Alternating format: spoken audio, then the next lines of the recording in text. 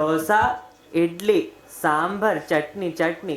डोसा, इडली, सांबर, अरे अरे, हे काय भाष्कर बोलतोय?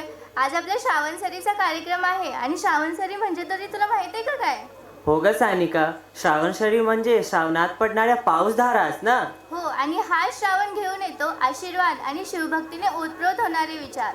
अगदी बरोबर.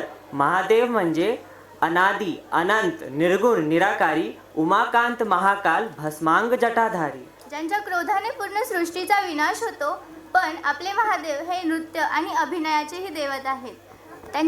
जे आपल्या डमरूच्या नादातून देवभाषा संस्कृतची रचना घडवतात, असे आहेत आपले महादेव.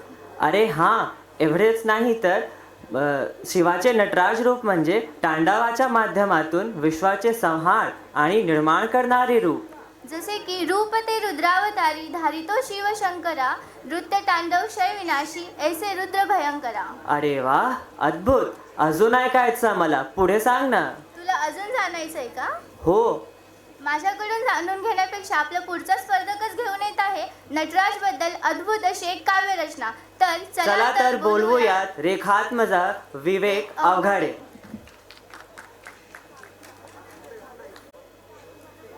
नमस्कार, माझ्या कवितेचं नाव आहे नाट्यदेवता.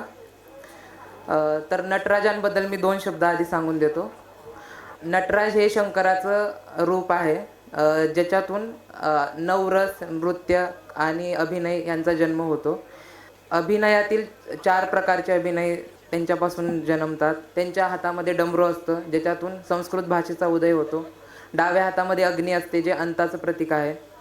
आणि हातामध्ये अभय मुद्रा असते, जे की तुम्हाला आश्वस्त देते आणि सर्व भय तुमचं मोकळे करून टाकतं. पायामध्ये अपस्मार नावाचा बटू राक्षस असतो, जो की अहंकाराचं प्रतीक आहे.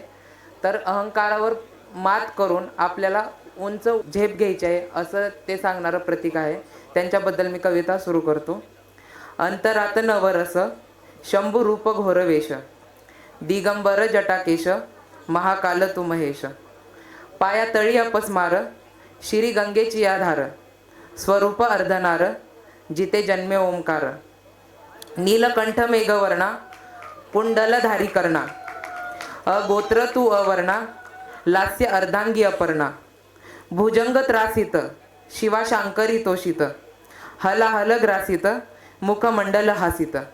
दिव्य डमरू लसित वाम डोली गजहस्त, दक्षिण्याभय आश्वस्त अग्नि करे सारे ध्वस्त.